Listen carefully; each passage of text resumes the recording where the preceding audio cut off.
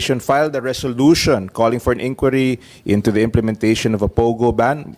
We then first conducted our public hearing on September 4, where we resolved to conduct visits and inspections of alleged POGO sites. We conducted inspections and site visits to special class BPOs in Pasay, just a few kilometers away from the Senate. Nakasama po natin si Senator Win Gatchalian, PAGCOR Chair Altenco at ang mga staff ni Senator Raffy Tulfo.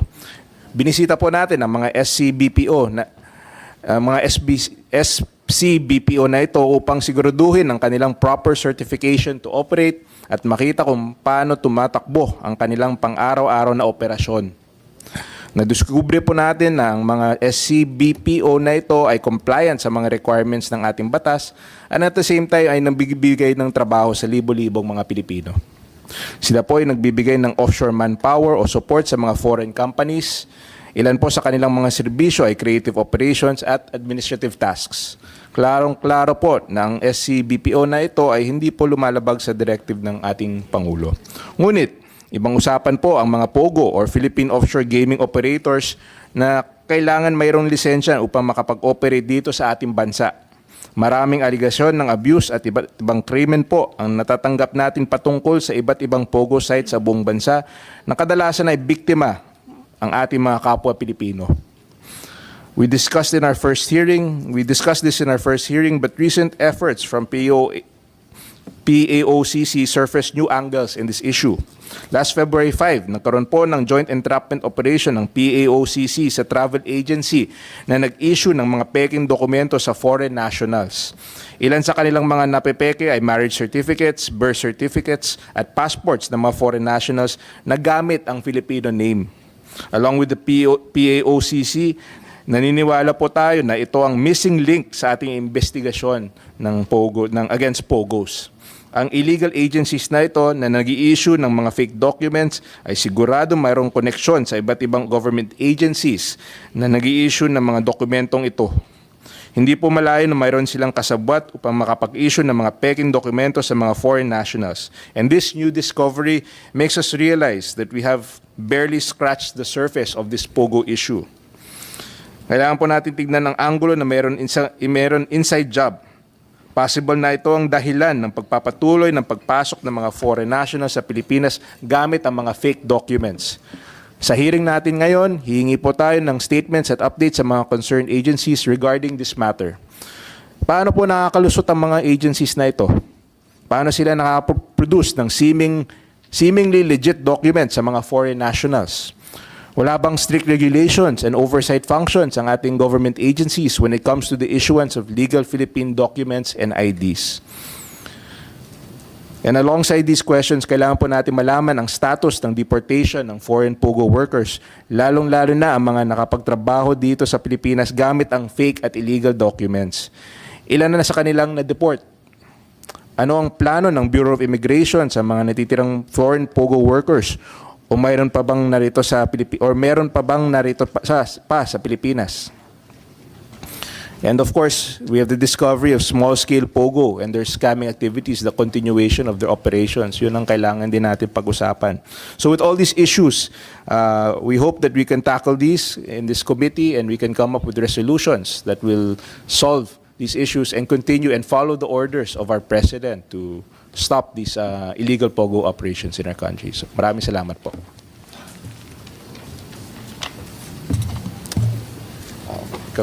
And at this point, Senator Raffy, you can start the question. Is it okay if I can go straight to my questions, Mr. Chair?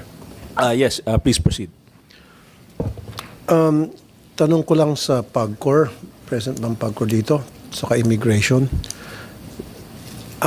Before na mag-issue ng executive order yung ating Pangulo na pinapa-stop na yung POGO by the end of last year, and ibabangga natin this year, una, ilan ba yung POGO operators and ilan po yung kanilang mga registered employees? Kasama na siguro yung DOLE later yung tatanungin natin.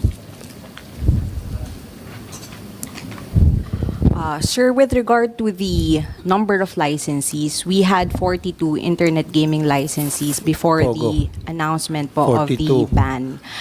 With Ito yung regard- master, yung, Yes, sir. The internet gaming licensees, sir. yung master license. Apo. And then kasama yung sa kanilang mga provider, service provider. Di ba yung master yan, tapos may service provider sa baba. So, ilan sila and then ilan yung mga employees nila na registered sa PAGCOR at sa DOLE? Mhm.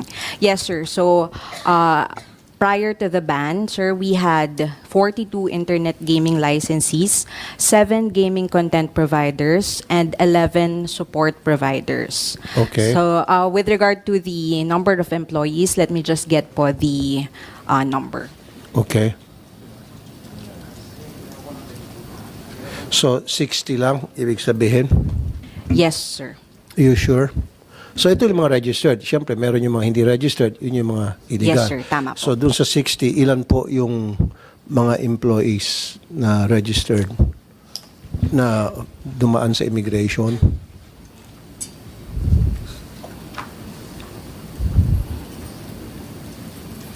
While you're looking at it, So, sir, the manpower count as of August 2024 was 58,181, wherein 30,144 po 58. are foreign po.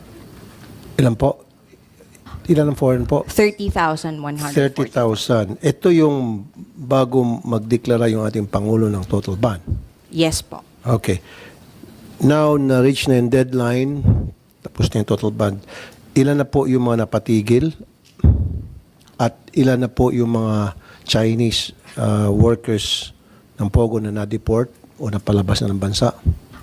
As of January 1, 2025 po, all 42 internet gaming licensees and all 18 authorized providers are already canceled po. So, the last of which po was canceled on December 15, 2024. Okay, stop right there. Sabi mo, kanina 60, 42 sa master license and then merong 11, may 7, right? Yes, sir. So, a total of 60.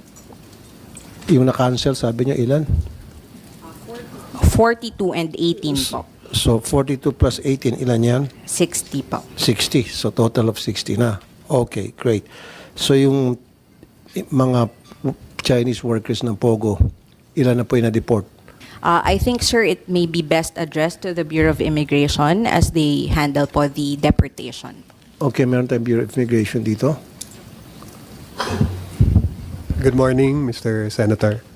Accounted for na ho ba itong 30,000 na Chinese po working sa Pogo?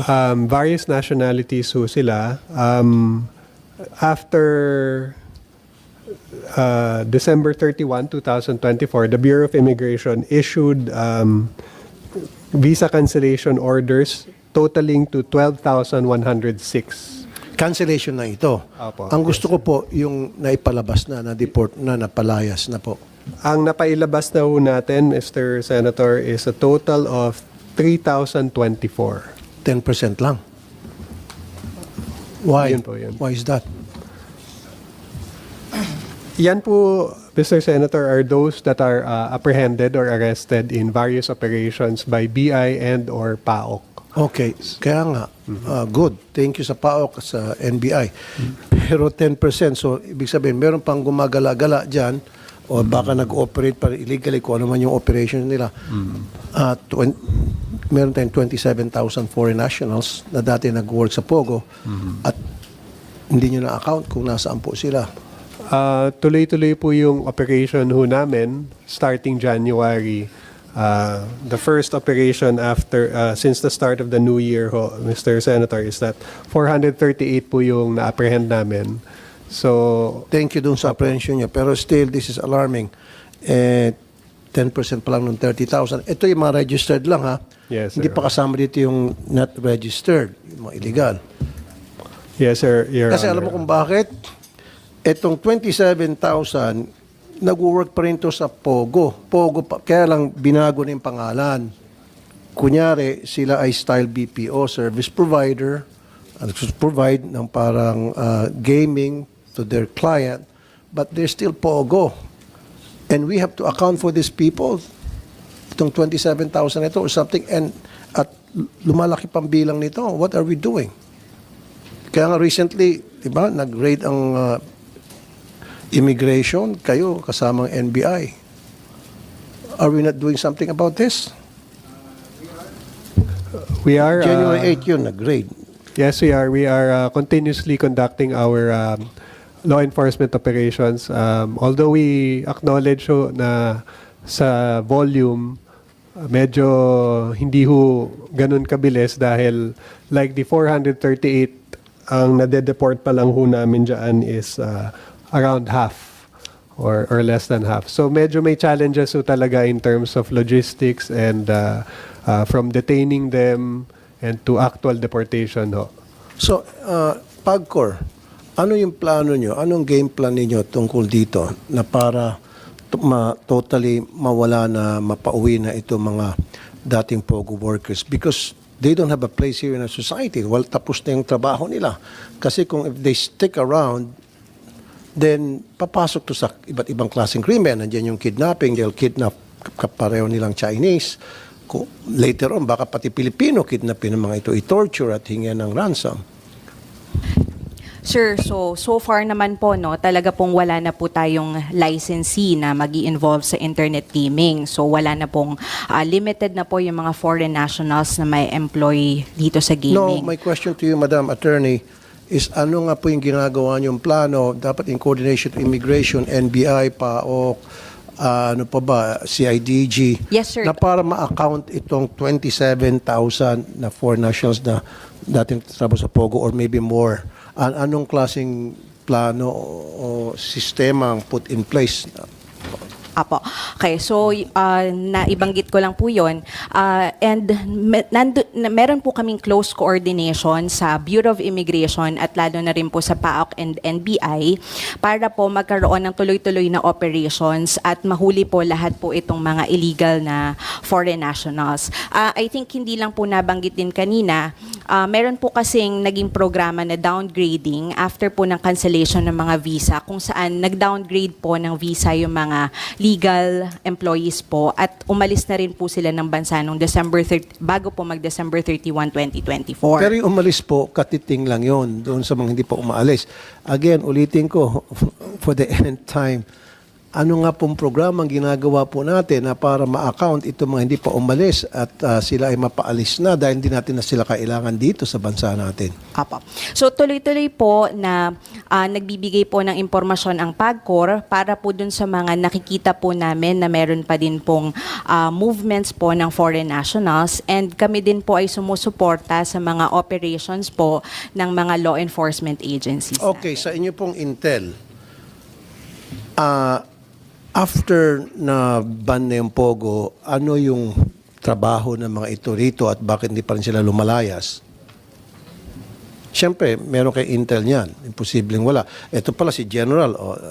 Before you became a PAGCOR Vice President, ano pong trabaho niyo sa PNP, sir? Is it I'm PNP with or the military? Armed Forces. Armed Forces, okay. So, bagay kayo dyan sa I PAGCOR. used to be with the ESAP and then I became the commander of the AFP communication. You're perfect for the job. ISAP, Intelligence Service of the Armed Forces of the Philippines, so malakas kayo sa Intel. So base po sa inyong Intel, ano pong possible trabaho ng mga ito ngayon at saan po sila naglulungga at ano po mga pinanggagawa nila, ba't ayaw pa rin na umalis base po sa inyong karanasan at Intel? Yes, sir. Actually, sir, we've been coordinating with law enforcement agencies and intelligence community, sir. In fact, yesterday they were in my office and we have plenty of targets now because some of these have gone on guerrilla operations already. Exactly. May mga nasa bahay-bahay na. And then we're finalizing this target packets. We will endorse it to PAOK later on. Marami kasi sila, sir, na hiwa-hiwalay na sila, sir. In fact, yung iba pumunta na daw sa mga islands. Okay. Mga islands, sir. So, So meron we're kayong ganun monitoring it, sir, closely together with the intelligence community and PAOK especially, sir. Wala ko kayo naman monitor na sila po ay nag-open ng iba't ibang mga negosyo sa gaming pa rin. Kaya lang, iniba na nila yung kanilang pangalan, iba na yung kanilang sistema, pero binihisan na nilang bago. In fact, we have this, meron pa ba yung IGL? Kung tawagin? No more, Wala sir. na. No more, sir. Pero style IGL pa rin. kunyari sila ay magpo-provide ng serbisyo doon sa kanilang mga kliyente na parang BPO na nangangailangan IT, nangangailangan support to look for client na gusto magsugal. Yan yung uso ngayon eh. Alam niyo po yun, General? Yes, sir. Actually, we have even some emails, complaints from concerned citizens, and we forwarded it to PAOK already, some of this. And we've been continually coordinating or, communicating with these complainants. Kasi nakikita nila, sir, daw physically. Nakikita. Sino po daw. nakakita? Yung mga concerned citizens, sir, may mga complaints kasi ini-email sa amin, sir, yung mga complaints. Okay, yung mga complaints na ma-validate nyo, talagang totoo naman. Yung iba, sir, talagang totoo. Also, nahuli natin. We So, forwarded ilan to... po yung nakakausap nyong complaints, halimbawa na pinorward nyo? Ilan? I don't have the data right now, sir, but Approximately about 20 plus. 20 plus. Yes, sir. Different sites yon. Different, sir. And Pinorward- even website. And websites. Pinorward nyo po saan? Sa PAOK, for the website, sir, we forward it to NTC NTC. and CICC and ACG. Okay, yun sa 20. Okay, kanino po pinorward itong 20 sites? Sa NTC, sir, ACG and CICC. Okay. Hindi, gusto ko isang agency lang na pwedeng umakto. Hindi nyo pinorward sa PAOK? Hindi, sir. For the illegal website, sir, we forward it to NTC because they're very proactive, sir. Okay, si NTC. Yes, sir. NTC. Where's NTC here? Good morning, Mr. Chair. Yung 420 website na was it 20 locations na pinorward ng ni General Villanueva sa inyo. Okay, ano pong ginawa nyo doon?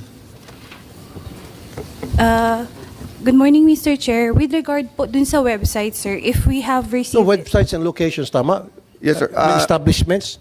Not No, only website. website, sir. Websites, okay. So actually, sir, for 2025, we have reported 276 illegal sites.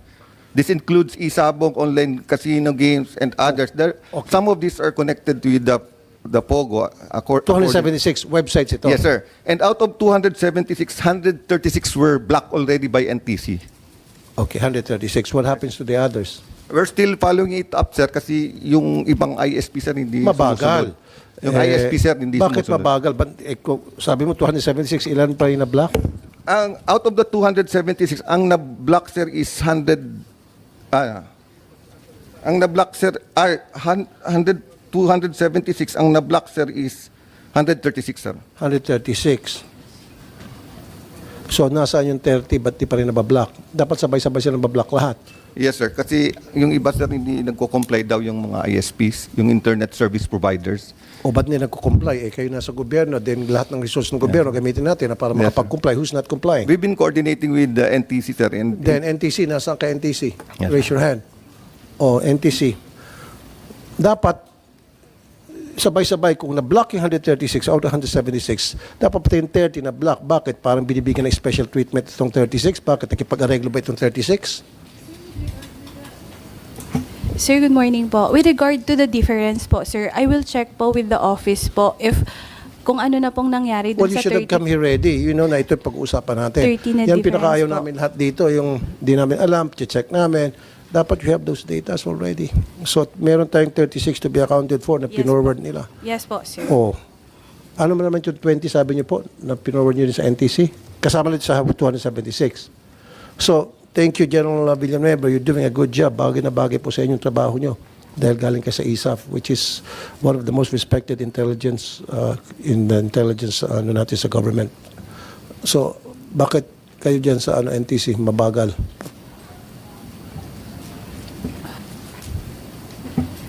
Sir, Kasi ma'am, tingnan mo 276, 136 na inireport niyo sa inyo. O, yung 136 na pa-shutdown na.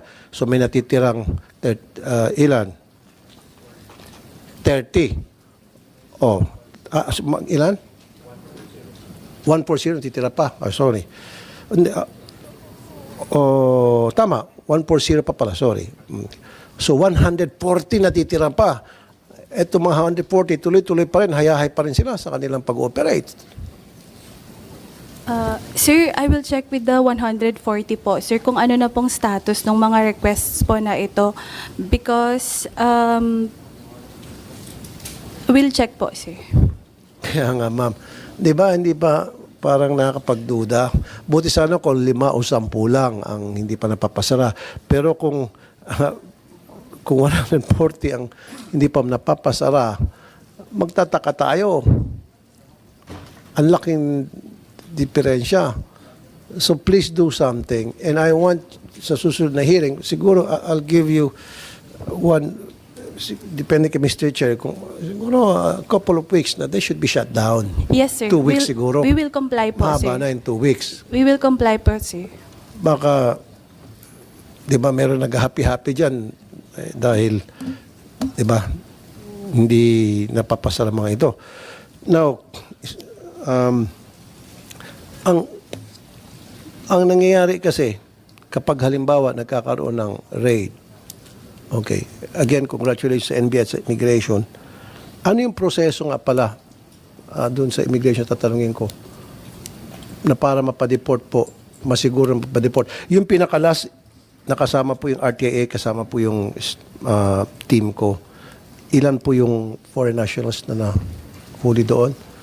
Yung ni-raid natin, saan ba to? Sa lugar to? Sa Parañaque City?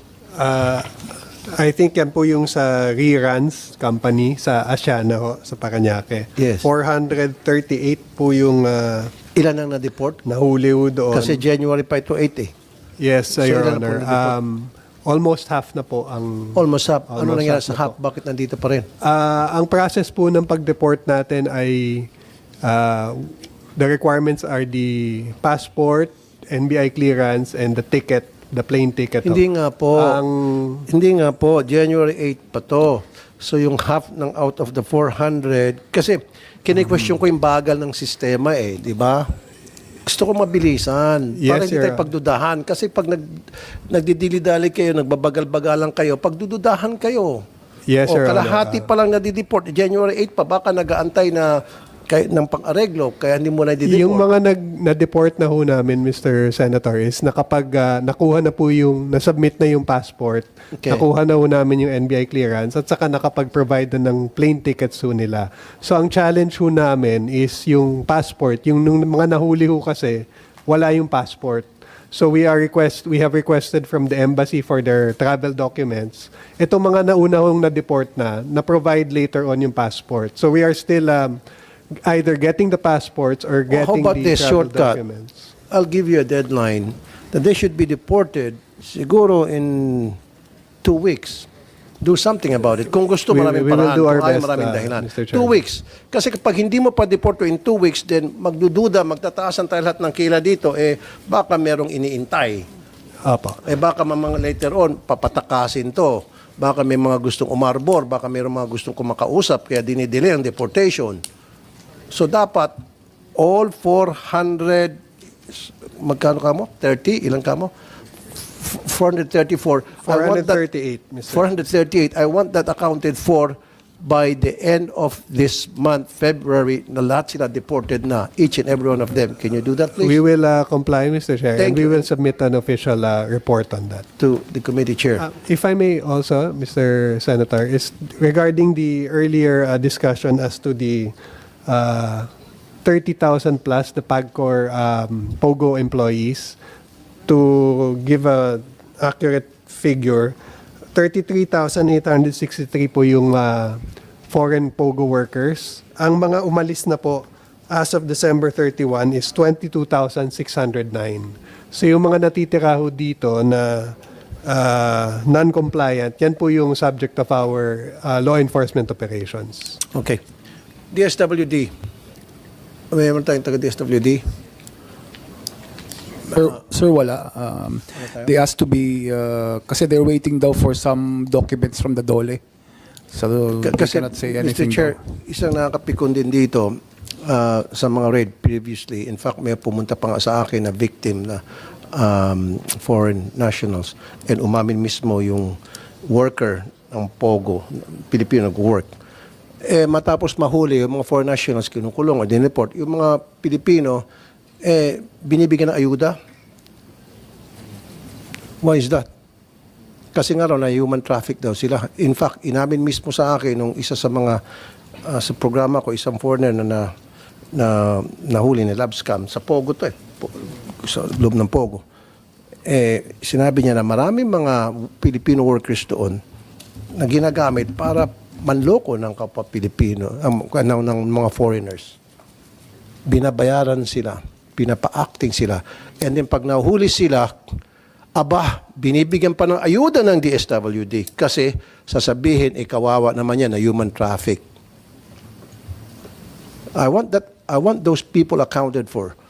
Yung mga Pilipino, nabanggit nga kanina, hindi naman pwede mag-work yung mga Pogo, hindi naman marunong mag-Tagalog, hindi naman mag-English, paano, how they go around, dito sa komunidad natin. So meron talaga mga Pilipino dyan na nagsusupervise. And I want those people arrested when a raid conducted sa mga Pogo establishments. Lahat ng Pilipino doon. Maliban lang siguro kung janitor, of course, utility, cook. Pero usually, yun ang gagawin nila. Pag nahuli, cook po ako, pero wag ka nag-ooperate yun. Janitor po ako, pero wag ka operator yun. Dapat, is that something that is the NBI here? When we conducted raids? Kasi nakakasama na loob naman po mga kapatid, yung mga Pilipino na kasabwat sa illegal na gawain ng mga Pogo, especially involving lab scam, na panloko ng mga foreigners, na kapag nagkakahulihan, nabibigyan ng ayuda ng TSWD, sana yung binigay na ayuda doon, binigyan na sa talagang tunay na dapat bigyan na ayuda yung mga mahirap ni kababayan. Sayang, wala din Yes, let us compel the DSWD for the next hearing so we can answer the questions regarding yung ayuda na binibigay sa mga hindi na biktima sila na yung gumagawa ng krimen at it's very concerning. Kasi sila din po, Mr. Chair, nagsusupervise. Yes. Karamihan sa mga Pilipino nag-work sa Pogo, especially involving lab scam, Pilipino po yung mga bisor. Yes. And yet, pagdating sa raid, walang nakukulong na Pilipino. Wala talaga ni isa. Bakit kaya? Agency who can Stupido ba tayo o matalino lang yung mga bulsa? Can we ask the NBI to comment on this